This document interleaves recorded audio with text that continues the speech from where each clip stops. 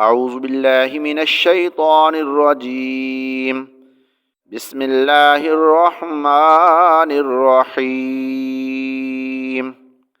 إذا وقعت الواقعة ليس لوقعتها كاذبة خافضة رافعة. إذا رجت الأرض رجا وبست الجبال بسا فكانت هباء منبثا وكنتم أزواجا ثلاثا فأصحاب الميمنة ما أصحاب الميمنة وأصحاب المشأمة ما أصحاب المشأمة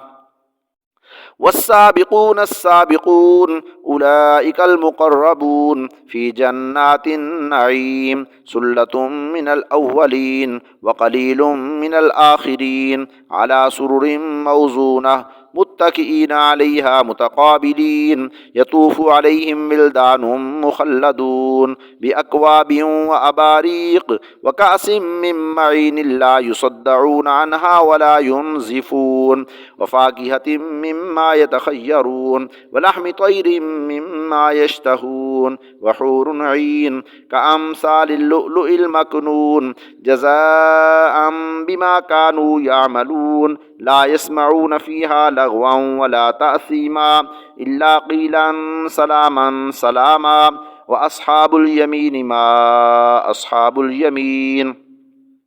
في سدر مخزود وطلح منزود وظل ممدود وماء مسكوب وفاكهة كثيرة لا مقطوعة ولا ممنوعة وفرش مرفوعة إنا أنشأناهن إنشاء فجعلناهن أبكارا عربا أترابا لأصحاب اليمين ثلة من الأولين وثلة من الآخرين وأصحاب الشمال ما أصحاب الشمال في سموم وحميم وظل من يحموم لا بارد ولا كريم إنهم كانوا قبل ذلك مترفين وكانوا يصرون على الحنث العظيم وكانوا يقولون أإذا متنا وكنا ترابا وعظاما أإنا لمبعوثون أو آباؤنا الأولون قل إن الأولين والآخرين لمجموعون إلى ميقات يوم معلوم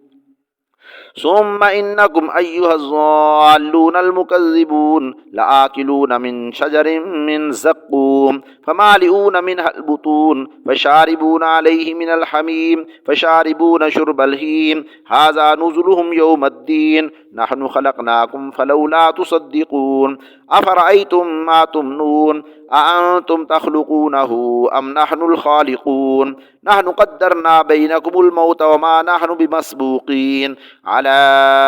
أن نبدل أمثالكم وننشئكم فيما لا تعلمون ولقد علمتم النشأة الأولى فلولا تذكرون أفرأيتم ما تحرسون أأنتم تزرعونه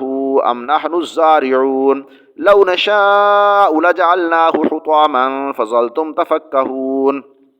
إنا لمغرمون بل نحن محرومون أفرأيتم الماء الذي تشربون أأنتم أنزلتموه من المزن أم نحن المنزلون لو نشاء جعلناه أجاجا فلولا تشكرون أفرأيتم النار التي تورون أأنتم أنشأتم شجرتها أم نحن المنشئون نحن جعلناها تذكرة ومتاعا للمقوين فسبح باسم ربك العظيم فلا أقسم بمواقع النجوم وإنه لقسم لو تعلمون عظيم إنه لقرآن كريم في كتاب مكنون لا يمسه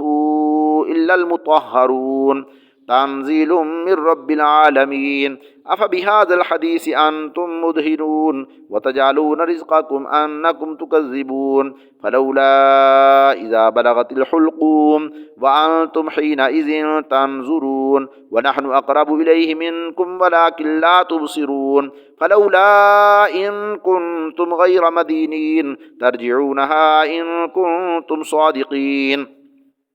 فأما إن كان من المقربين فروح وريحان وجنة نعيم وأما إن كان من أصحاب اليمين فسلام لك من أصحاب اليمين وأما إن كان من المكذبين الضالين فنزل من حميم وتصلية جحيم إن هذا لهو حق اليقين فسبح باسم ربك العظيم آمنت بالله صدق الله العظيم